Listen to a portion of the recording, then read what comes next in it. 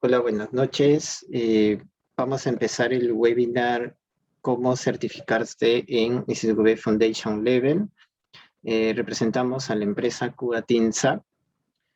Vamos a conversar en estos minutos acerca de todo el syllabus que nos presenta el ICW Foundation Level y puedan tomar más adelante el curso, que también lo vamos a aperturar y vamos a conversar al final de la sesión. Este es el programa que les presentamos el día de hoy, Foundation Level, del marco del ICTQB. Es una de las marcas conocidas hoy de manera internacional, en que todo profesional del testing debe conocerlo. Acerca del ICTQB, es una empresa sin fines de lucro, fundada en el año 2002 y con sede central en el país de Bélgica. Este marco ya actualmente es muy conocido, muy adquirido por los profesionales del testing para profundizar su conocimiento tanto teórico y ponerle en la práctica hoy en día en las organizaciones. Todo empieza con el nivel base o el nivel fundamentos que estamos viendo en el gráfico que estoy proyectando, Foundation Level. El Foundation Level te habla toda la expectativa del proceso de las pruebas, donde uno va a aprender acerca de las técnicas, de los niveles de pruebas, vas a aprender de cómo implementar una herramienta en una organización, esas buenas prácticas que uno debe considerar como testing. Y si nosotros en un momento ya queremos seguir escalando y especializándonos, el ICTQB tiene una línea que se llama justamente línea especializada, donde hay certificaciones, por ejemplo, para un tester security, un tester automation, un testing en usabilidad. Específicamente en este tipo de pruebas podemos especializarnos. Si tu línea de carrera está más enfocada en agilidad, dentro del marco también existe el curso Agile Tester. Si queremos también aprender más de técnicas de pruebas en entornos ágiles, también podemos llevar un curso más avanzado y seguir especializando.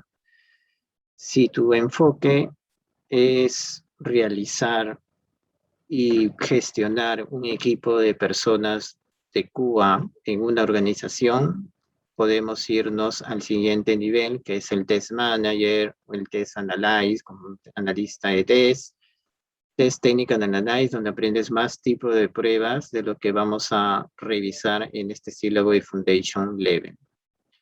El marco del ICTQB ha crecido y siempre está actualizando constantemente sus sílabos. Respecto al curso, está dirigido a participantes en el proceso de pruebas o que desean conocer más de todo este proceso del testing. Finalmente, al terminar el curso, van a poder certificarse y puedan crecer en su línea profesional. Respecto a la organización del programa de estudios, está conformado por 6 capítulos. El primer capítulo nos habla del fundamento del proceso de las pruebas. Vamos a ver las etapas como el análisis, el diseño, la implementación, la presentación de los resultados de las pruebas y qué actividades propias vamos a ver en cada etapa. Esto lo vamos a ver en fundamento de las pruebas. Adicionalmente, revisaremos los 7 principios de las pruebas, revisaremos qué es la diferencia entre depuración y pruebas de confirmación y vamos a poder integrar varios conceptos como casos de prueba, base de prueba, etcétera, que son muy importantes hoy en día para todo profesional en testing conocer estos conceptos. En el capítulo 2 nos habla del enfoque de las pruebas en el entorno de desarrollo del software, ya sea un entorno tradicional o un entorno ágil, qué actividades va a ir implementando el tester hoy en día. En el capítulo 3, específicamente vamos a hablar de las pruebas estáticas, que está conformada por las revisiones y está conformado por el análisis estático. En el capítulo 4 vamos a ver las diferentes técnicas que nos muestra el ICTQB dentro del sílabus, técnicas de caja negra, técnicas de caja blanca y pruebas basadas en la experiencia. En el capítulo 5 nos habla de una manera general acerca de la gestión del proceso de la prueba. Toda prueba tiene que ser gestionada, ¿no? En un momento nosotros, si aspiramos a seguir creciendo en nuestra línea de profesional en testing, vamos a gestionar personas probablemente, vamos a gestionar todo el marco del proceso de las pruebas. Por eso es muy importante conocer la parte general.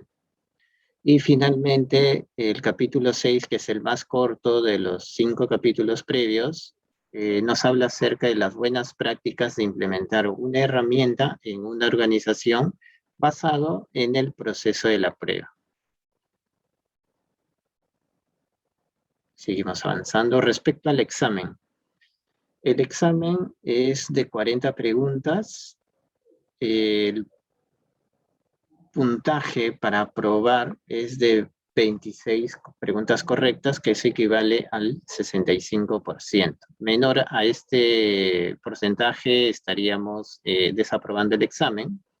Y esta es la dimensión de cantidad de preguntas que va a venir en el examen oficial. En el capítulo 1 tenemos 8 preguntas, en el capítulo 2, 5 preguntas, en el capítulo 3, 5 también, capítulo 4, 11. El capítulo 4 es el que tiene mayor preguntas debido a las técnicas de pruebas. Aquí aprendemos la parte teórica y la parte práctica. Generalmente en el sílabus todo es teoría y el curso te prepara para poder entender esos conceptos y llevarlo a la práctica. Vamos a ver diferentes técnicas a nivel de caja negra y caja blanca y basadas en la experiencia. Capítulo 5, 9, que es importante la gestión de las pruebas, y el que tiene menor cantidad de preguntas es el capítulo 6 respecto a las herramientas. Cada pregunta vale un punto, no existe puntos negativos, así nos hayamos equivocado, y lo importante son las 26 preguntas mínimas correctas para aprobar el examen de certificación ICTQB. Respecto al examen, nosotros, junto a nuestro partner Brightest, vamos a apoyarlos con la inscripción, el proceso del pago, para que puedan dar el examen, ¿no? Con previa anticipación y desarrollando cada semana los temarios con ejercicios similares a las preguntas del examen oficial. Principio de las pruebas. Vamos a hablar un poco por qué es importante las pruebas. Las pruebas, como nos menciona el marco del ICTQB, nos ayuda a reducir en riesgo. ¿Por qué en riesgo? Ya que si no probamos, el riesgo va a ser alto durante la construcción del software, ¿no? ¿Qué pasa si no existe un tester? Si no existiera un tester, el desarrollo puede acumular defectos, es un nuevo término que vamos a ir aprendiendo durante las sesiones, defectos o bugs más conocidos. Entonces debemos nosotros siempre reducir el riesgo, ¿no? Para que esos fallos no se encuentren en un ambiente operativo o productivo. Cuando se detectan los defectos y se los corrige, se contribuye justamente a la calidad del componente o sistema o el producto.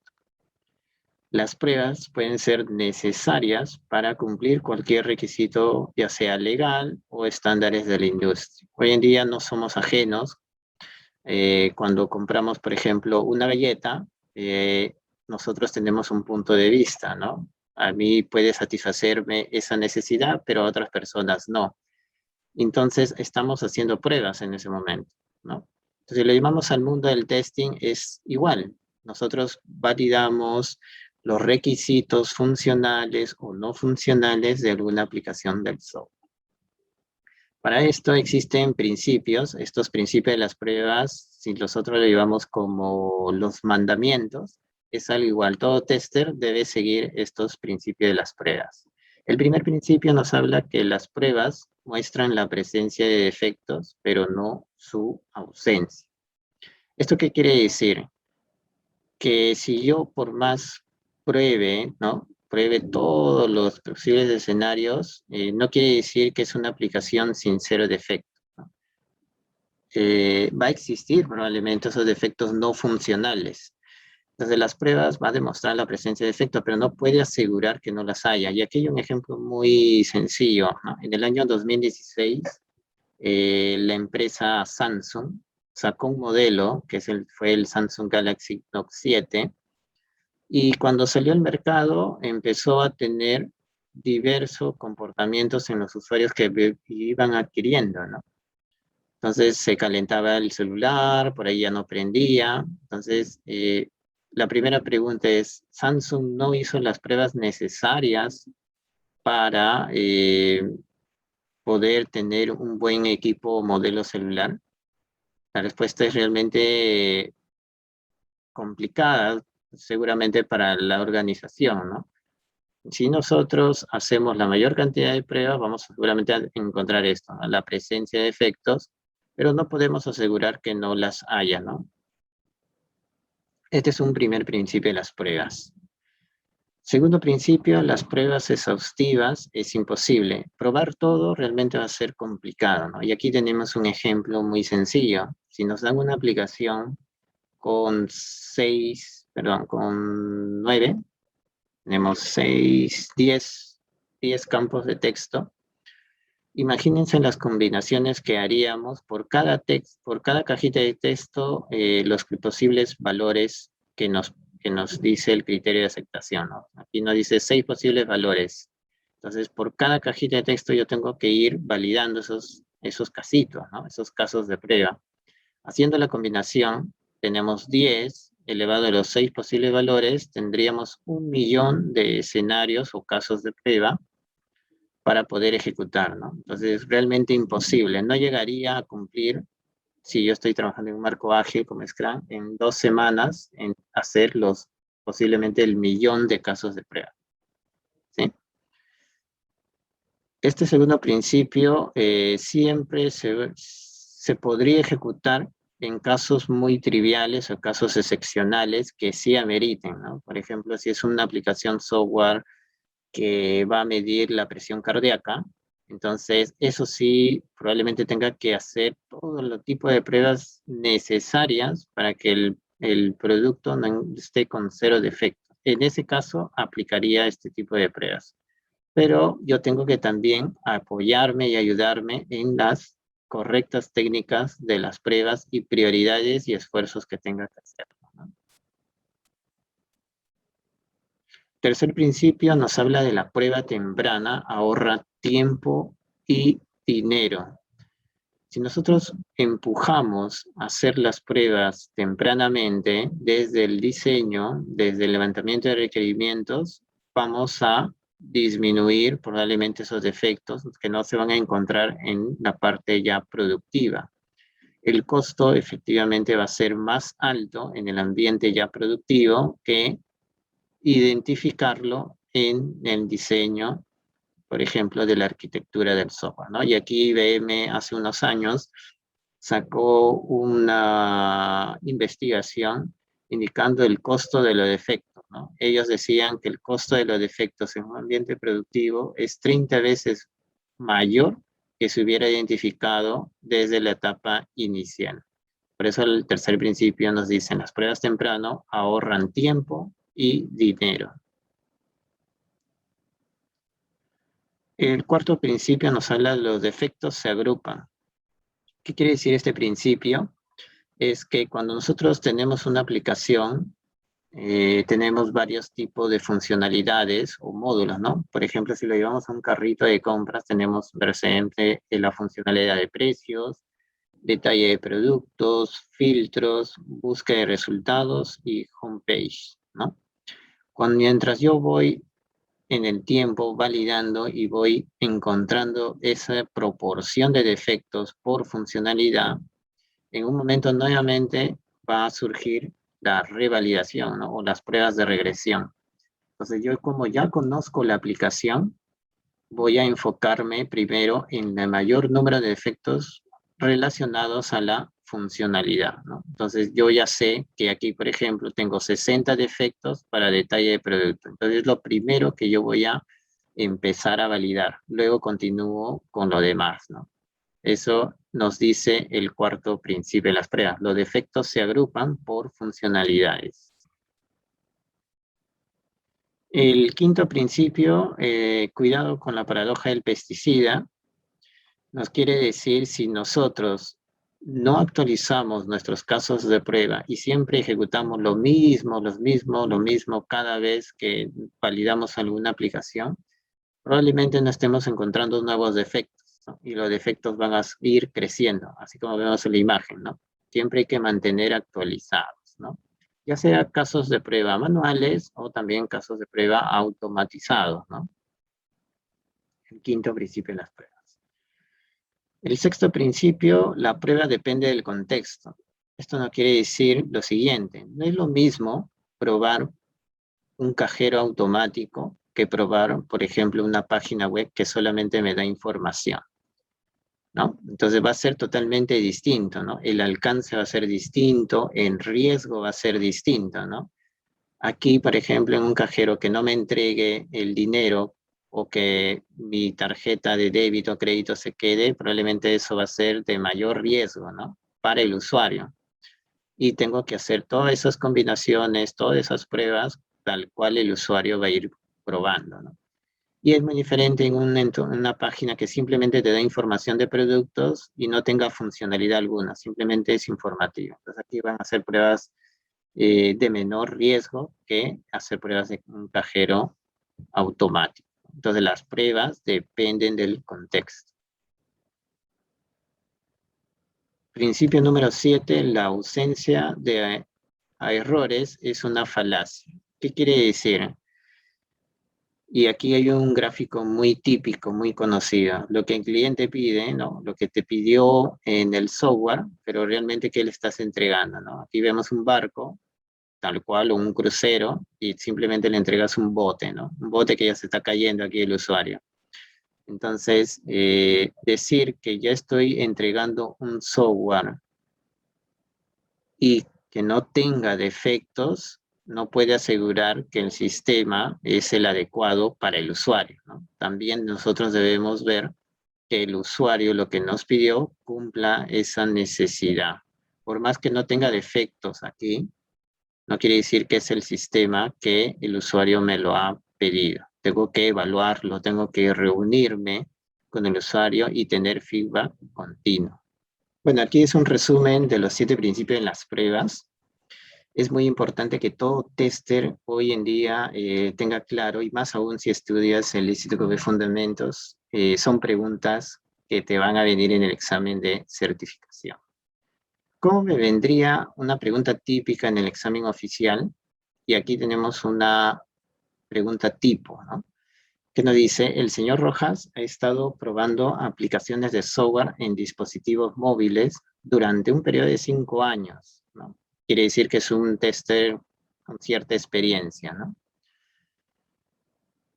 Consigue buenos resultados en un tiempo inferior al de los otros y dice, durante un largo periodo de tiempo el señor Rojas no modificó los casos de prueba automatizados existentes y no creó nuevos casos de prueba.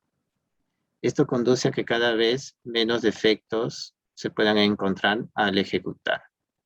Relacionado a este escenario o este caso que nos presenta la pregunta, ¿qué principio de prueba no observó el señor Rojas? Tenemos la alternativa A, la prueba depende del contexto, la prueba exhaustiva es imposible, las repeticiones no son efectivas, acumulación de defectos. Respecto a este caso, la pregunta correcta, ¿cuál sería? ¿No? El señor Rojas no ha hecho actualización de los casos de prueba.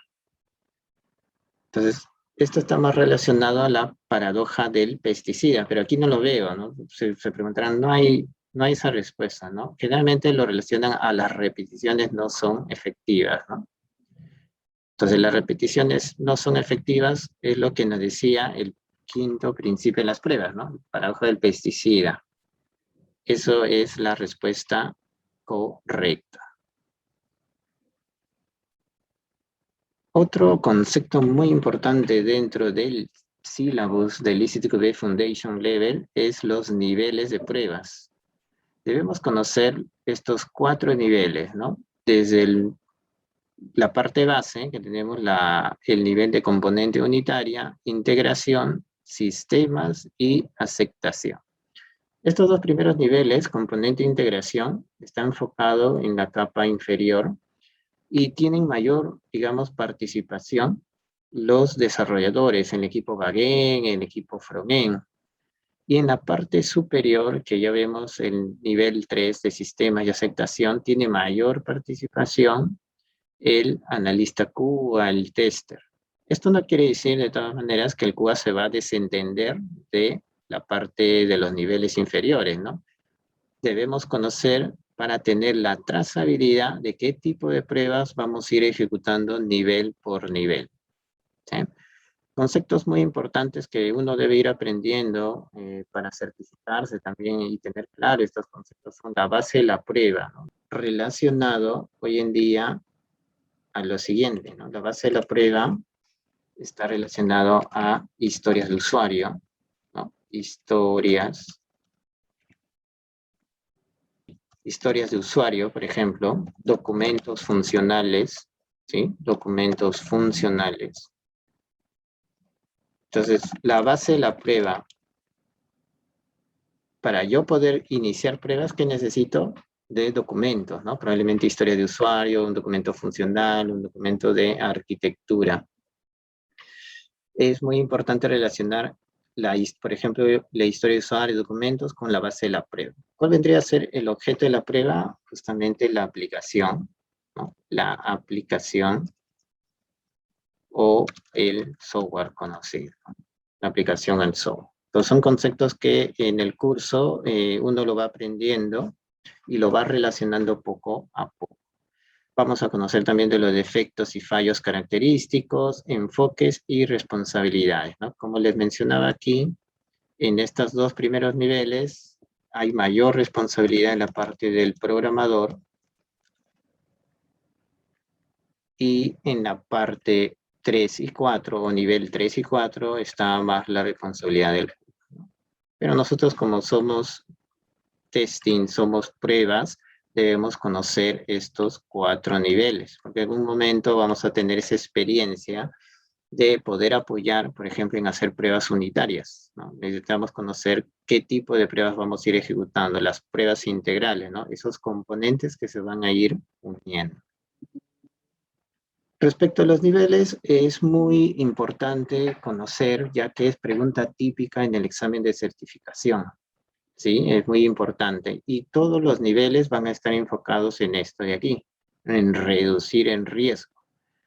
¿Qué tipo de pruebas puedo hacer? Puedo hacer las pruebas o comportamientos funcionales y no funcionales relacionados al componente. Un componente aquí es un método, ¿no? Un método, una función dentro del código del software. Entonces yo puedo hacer testing a este método o función. Y si yo hago esas pruebas, justamente aquí va a generar confianza en la calidad del componente, ¿no? Yo tuve experiencia en la cual no hacían una aplicación de software las pruebas unitarias. Y cuando llegaba a Cuba, empezaba la cantidad de defectos a crecer, ¿no? Es muy importante empujar justamente desde la primera base todo tipo de prueba unitaria en este nivel. Si no, los defectos, como nos dice aquí, se van a propagar en los niveles superiores. Pruebas de integración es cuando yo ya tengo las partes desarrolladas, y justamente lo vemos en este gráfico, pues como un rompecabezas, voy integrando cada método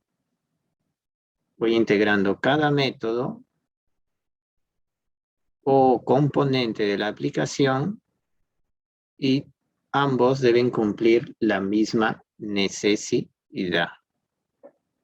Necesidad de un comportamiento funcional y no funcional. También existe dentro de las pruebas de integración dos tipos que nos habla el ICTQB. Las pruebas de integración a nivel de componentes y las pruebas de integración a nivel de sistemas. Cuando hablamos de sistemas, hablamos justamente, por ejemplo, de un servicio web que se va a comunicar a otras aplicaciones. Por ejemplo, Renier, ¿no? Es un ejemplo típico. Renier tiene un servicio o tiene un servicio SOA, ¿no? Supongamos que sea un servicio SOA, y aquí está la aplicación, supongamos, del BCP o de un banco. Entonces el BCP necesita consultar, ¿no?, el DNI del usuario, de su cliente, y necesita comunicarse con Renier. Entonces aquí, esta parte de comunicación entre un sistema a otro sistema B se llama las pruebas de integración. Básicamente aquí está enfocado en la buena comunicación entre estas dos aplicaciones. Y puede ser un servicio SOA, puede ser microservicios o organizaciones externas. Hoy en día existen muchos servicios API REST, por ejemplo, ¿no? Yo puedo consumir un servicio API de Netflix, por ejemplo, y yo ya tengo ahí toda esa información. O si yo necesito integrarme con Renier, igualmente puedo consumir sus servicios. Pero yo necesito hacer pruebas, ¿no? Esas pruebas de comunicación que sean totalmente correctas para yo poder continuar con mi desarrollo de software, probablemente. Ahí hablamos de dos niveles dentro del nivel de integración, componente y sistemas. Pregunta típica en el examen de certificación del ICTQB. Vamos a continuar. El siguiente nivel nos habla de pruebas del sistema. Ya pasamos a la parte más bonita para todo tester, que siempre todos hemos iniciado, ¿no?, donde vemos netamente las pruebas funcionales, ¿no? Esas pruebas funcionales están mayormente en el tester cuando todos casi iniciamos, tenemos ese nivel enfocado, las pruebas del sistema, y hacemos pruebas funcionales. Todo nivel de prueba está enfocado en reducir el riesgo, ¿sí?, para que no se presente defectos o fallos ya en el ambiente productivo. Las pruebas del sistema tiene que verificarse el comportamiento funcional y no funcional. Cuando hablamos de no funcional, hablamos de ese comportamiento que es muy difícil detectarlo haciendo las pruebas funcionales. Y hablamos, por ejemplo, de seguridad, ¿no? Si hablamos de performance, hablamos, por ejemplo, de portabilidad. Cuando hablamos, por ejemplo, de portabilidad, las empresas de telecomunicaciones, por ejemplo, Claro, Entel, ellos usan mucho las pruebas de portabilidad, ¿no? Hemos escuchado por ahí, migra con tu mismo número en 24 horas a nuestro operador, ¿no? Y todas las publicidades que saca Claro, Entel. Entonces, ellos hacen las pruebas de portabilidad.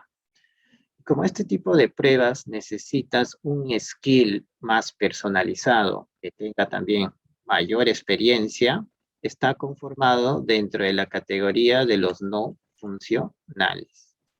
Y cuando nos entregan un documento o una historia de usuario, esto está enfocado en las funcionales. Entonces estamos haciendo en el nivel 3, ¿sí? En el nivel 3, pruebas del sistema. Como decía, todo nivel genera confianza en la calidad del sistema, encontrar defectos y que esos defectos no se propaguen en el nivel superior. ¿Cuál sería el siguiente nivel? El nivel 4 de aceptación. Entonces, el nivel de aceptación ya estamos con el usuario final, ¿sí? Donde estamos ahí validando, interactuando con el usuario acerca de los requerimientos que nos ha solicitado, ¿no? Entonces nosotros nos juntamos, tenemos feedback continuo con él, si esto está bien, si esto está mal, las correcciones, las mejoras, y eso se llaman pruebas de aceptación. Dentro del marco LGTB nos habla varias subcategorías dentro de las pruebas de aceptación. Tenemos aceptación del usuario, que esto es muy conocido en las organizaciones como el UAT, ¿no? El UAT, las pruebas de aceptación de usuario. Las pruebas de aceptación operativa, ya enfocado en una cantidad de usuarios que van a usar. Por ejemplo, 10 usuarios del área de call center, yo necesito que me den feedback acerca del pronto sistema que ya va a salir o que ya va a estar en producción y necesito tener su feedback. Eso se llama pruebas de aceptación operativa. Y, por ejemplo, pruebas de aceptación contractual o de regularización está enfocado más en las entidades del gobierno. Por ejemplo, SUNAT, por ejemplo, la SBS, ¿no? Que están regulados bajo ciertas políticas, ¿no? Entonces, nosotros sí, como tester, trabajamos en una organización así, debemos conocer la parte contractual, ¿no? Por ejemplo, cambia mañana el impuesto del el IGB, ya no va a ser 18%, 25%. Entonces, todo eso debemos tenerlo claro para que en las validaciones que vamos a hacer en el software cumplan, ¿no? Porque si no lo cumplen, nos cae una penalidad. Entonces, eso va a ser un factor de costo, ¿no? Y un costo que puede ser un dolor para la organización. También nos habla de las pruebas alfa y las pruebas beta dentro del marco del ICTQ. También otro concepto importante que debemos tenerlo clarito son los tipos de las pruebas. Hemos visto los niveles, que son 4, ¿no? Componente, integración, sistema, aceptación.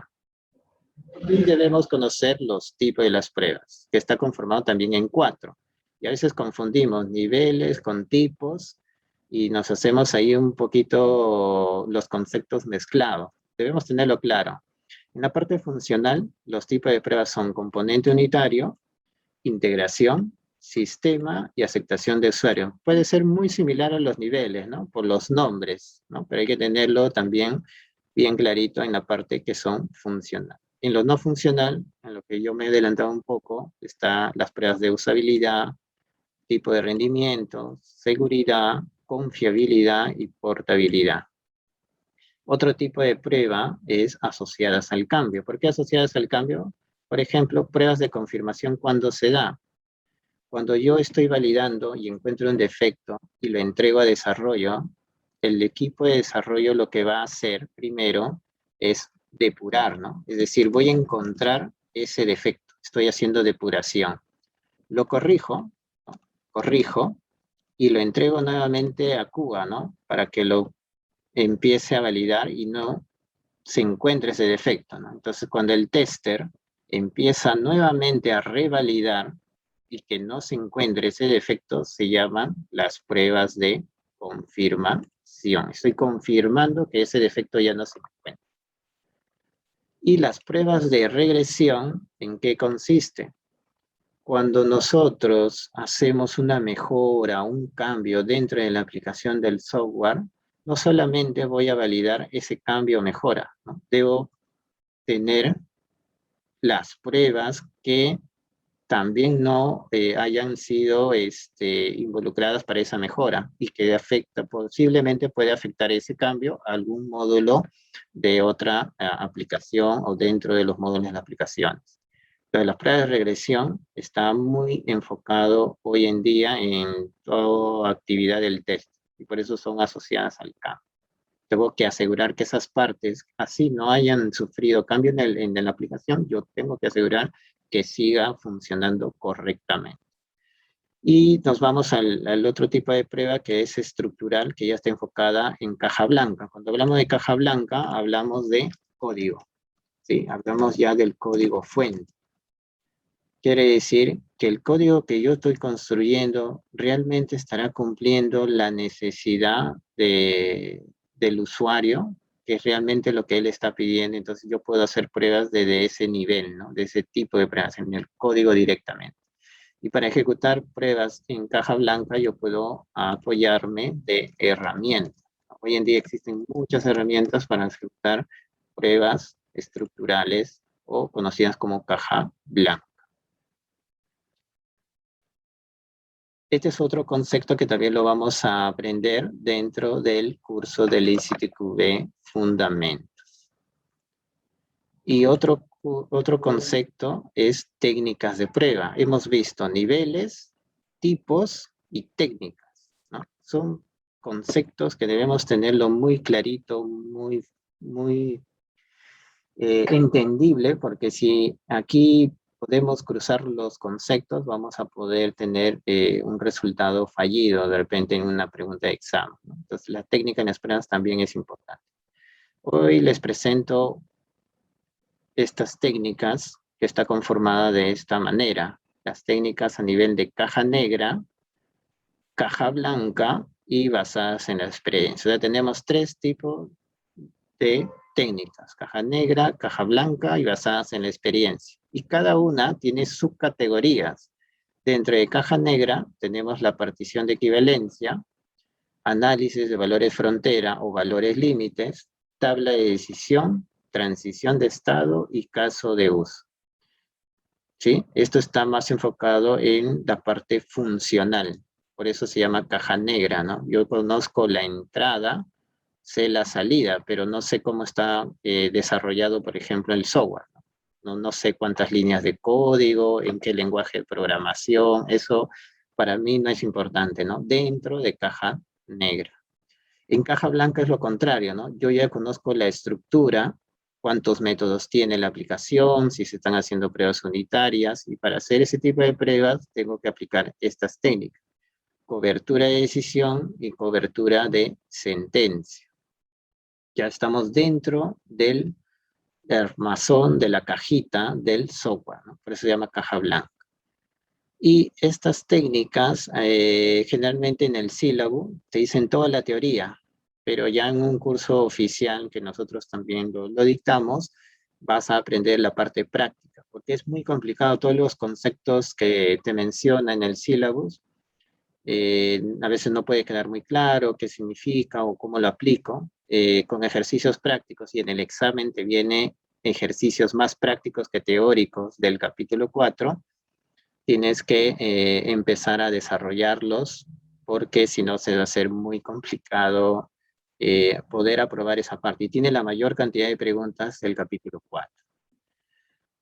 Y finalmente, la tercera técnica en las pruebas basadas en la experiencia, porque aquí entra generalmente la percepción de los testers que ya tienen experiencia en el mundo del testing. ¿Sí? Son testers que generalmente ya han pasado bajo diferentes escenarios y pueden ejecutar esas pruebas más rápidamente. Por ejemplo, una de ellas, las pruebas exploratorias, ¿no? No es necesidad que el tester tenga un documento funcional.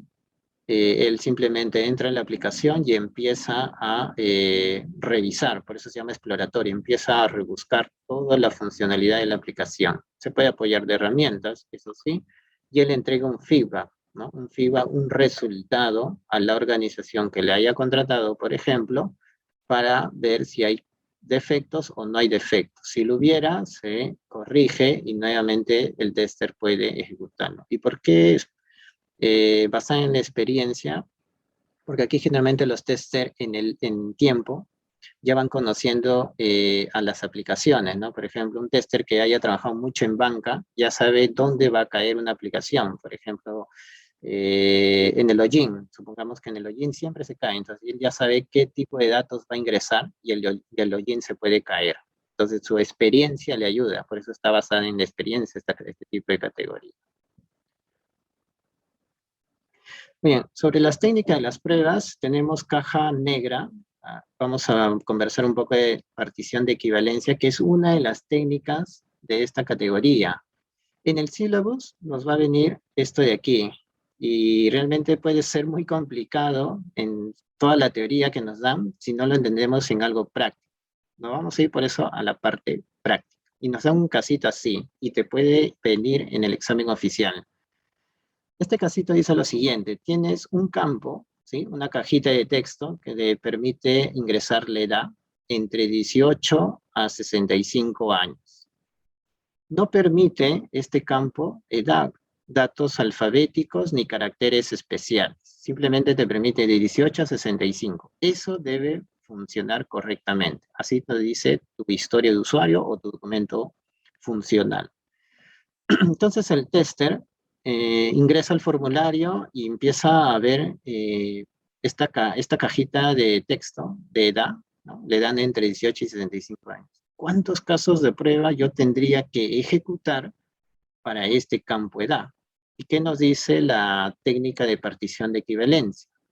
Y generalmente la técnica de partición de equivalencia está enfocado en escenarios numéricos, generalmente, ¿sí? Entonces, en este caso, lo que tengo que hacer es poner una línea recta, como vemos aquí, ¿sí? Una línea recta, trazo mi límite inferior y mi límite superior. ¿Cuál sería mi límite inferior? 18. ¿Cuál sería mi límite superior? 65. 18 y 65. Entre estos dos valores, 18 y 65, va a haber el valor 19, ¿no? El valor número 20, y así sucesivamente, 64 por acá y 65. ¿Qué quiere decir? Que todo este conjunto de valores hacen una clase. ¿Y cómo se llama esta clase? Clase de equivalencia válida. Y los que están fuera de este rango de clase de equivalencia se llaman clase de equivalencia no válida. Por eso lo vemos aquí. Quiere decir que los datos menores a 18 hasta 0, ¿no? Porque es un dato numérico, van a ser clase de equivalencia no válida, ¿no? Si yo ingreso el número 16 aquí en la cajita de texto, no me debe permitir, ¿no? Porque es lo que me decía mi criterio, solamente entre 18 y 65 años. Si yo ingreso 16, no me debe permitir la aplicación. Si me lo permite, es un defecto, ¿no? Si me lo permite, es un defecto o conocido como VAR, ¿no? Defecto VAR. Entonces yo estoy probando por esta clase de equivalencia. Cojo solamente un valor representativo y hago la prueba. De igual manera aquí, ¿no? Dentro de la clase de equivalencia válida voy a coger un valor representativo, por ejemplo 50, ingreso 50, eso sí va a ser un caso de prueba exitoso, ¿no? Porque está cumpliendo mi requerimiento. Y si yo ingreso un valor representativo por esta parte, por ejemplo 70, ¿qué me debería salir? Un error, ¿no? O un defecto, ¿no? Ese defecto es un bug y no está cumpliendo lo que me pidieron en mi criterio de aceptación. Entonces, cada clase de equivalencia que yo identifique es un caso de prueba. Entonces, ¿cuántas clases de equivalencia tengo aquí? Tengo 1, 2 y 3. 3 clases de equivalencia es igual a decir 3 casos de prueba, ¿sí? Ahora, la pregunta es, ¿por qué solamente con 16 no podría probar con 2? Sí, podrías probar con 2, ¿no? Tú coges un solo representante de la clase de equivalencia y lo ingresas. ¿Por qué? Porque si tú ingresas 0, 1, 2 y así vas probando sucesivamente, te va a dar el mismo resultado, ¿sí? Es por eso que yo también he tenido experiencia con cubas que cuando inician, ejecutan todos los valores. Y me dicen, oye, no termino, me dicen. ¿Por qué no terminas? No, es que estoy ejecutando con todos los valores. Y es porque no tienen claro cómo aplicar las técnicas de prueba. Y una de ellas es la clase de equivalencia, ¿no? Entonces, nuevamente, si yo cojo un valor representativo de la clase de equivalencia, va a tener el mismo efecto o resultado si yo pruebo con toda esa cantidad, ¿no? Igualito en cada una de ellas.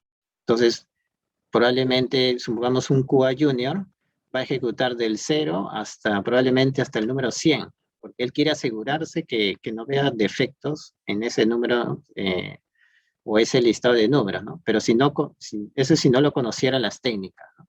Pero si conoce las técnicas, aplicándolo correctamente, ¿cuántos casos más ejecutaría? 3. Con 3 es suficiente en vez de ejecutar los 100 que él pensaba, ¿no? Y por ejemplo, aquí hay otra pregunta muy típica, muy similar, que viene en el examen de certificación, ¿no? Es muy similar, te dice cuánto es el número mínimo de casos de prueba de acuerdo a las particiones de equivalencia, ¿no? Entonces lo que podríamos hacer aquí es trazar siempre nuestra línea recta. Y aquí empezamos a ver los criterios de aceptación. ¿Cuál es mi criterio de aceptación? Menos de o igual a 2 años, quiere decir que acá voy a tener los dos, el número 2, ¿no? Acá voy a tener el número 2, acá voy a tener el número 0. Luego dice más de 2 de más de 2 años, pero menos de 5 años, quiere decir entonces que acá voy a tener 5. Aquí voy a ponerle así, de 5 a 10 años y mayor a 10 años también es otra partición, ¿no? Entonces voy a ponerlo por acá. Tengo de 5 a 10 y mayor a 10. Dice, ¿cuál es el mínimo número de casos de prueba que voy a cubrir las particiones de equivalencia válidas? Entonces, rápidamente nosotros podemos ver que aquí hay una clase de equivalencia, acá hay otra clase de equivalencia, aquí también y aquí también, ¿no? ¿Cuánto es el mínimo número? Sería 4, ¿no? Esta sería la respuesta correcta. Es un ejemplo muy típico, muy sencillo, así viene en el examen de certificación. Y bueno, finalmente, para comentarles que Cuatin es una empresa que ya está siendo reconocida por las comunidades del testing. Somos acreditados, como decía, con nuestro partner Braites, el proveedor oficial de exámenes del ICTQB y otros tipos de exámenes de comunidades. Por ejemplo, también somos acreditados en Performance Testing Unite. Aquí vemos justamente todo el proceso de las pruebas de performance, conociendo todo desde el inicio, desde que se analiza, se diseña, se ejecuta, se entrega resultados. Y aquí trabajamos mucho con la herramienta de JMeter. Aprendemos a usar JMeter, ¿no? Que es una herramienta también muy popular hoy en día y que todo tester también ya lo va conociendo. También somos partners de Selenium Unite, es una comunidad que dicta el curso de automatización de pruebas con la herramienta Selenium. Y adicionalmente ya hemos sido también reconocidos por el ICTQB, somos proveedores training del marco del ICTQB y existe la comunidad también de Agile Testing Fellowship enfocado en el Agile Testing, las pruebas ágiles, ¿no? Todo el marco y conceptos que hoy todo tester debe ir conociendo. ¿Sí? Entonces también dictamos talleres, dictamos un taller de automatización de pruebas con Cypress, que es, digamos, aquí la competencia de Selenium, pero si tú quieres tener un certificado oficial, así como el ICTQB, puedes llevar este curso de esta comunidad, también de Performance Unite y de agilidad también. Estamos pronto también a ser acreditados por DevOps, también enseñamos DevOps, pero desde el enfoque testing, todo enfocado en el testing. Nuestro próximo curso de ICTQB Fundamentos, vamos a iniciarlo el 5 de septiembre, de aquí pronto en unas semanas, hasta el 10 de octubre, ¿no? Son los días domingos, de 10 de la mañana a 1 de la tarde. En total son 18 horas en 6 sesiones. Las inscripciones siguen abiertas, estamos teniendo varios interesados para llevar ya el curso. ¿Y qué consiste cada sesión? Vamos a revisar por sesiones los capítulos. El capítulo 4 sí lo dividimos en 2 porque es el más extenso, porque vamos a ver las técnicas de las pruebas, eso se requiere más ejercicios.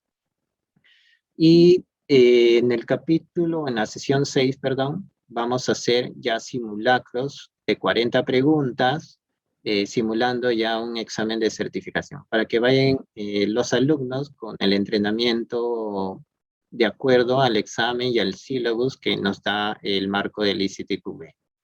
¿Sí? Entonces, todo eso lo preparamos. También damos tareas semanales para que esto vaya refrescando los conceptos. Muy aparte de leer el syllabus, refrescamos conceptos con tareas. ¿Sí? La idea es que lleguemos lo más preparado para el examen de certificación. Y bueno, aquí le dejamos un poco los datos acerca de la empresa. Nos pueden escribir a info@cubateamperú.com. tenemos nuestra página web, que también nos pueden seguir, o nuestras redes sociales. Bueno, eso sería todo. Muchas gracias. Cuídense.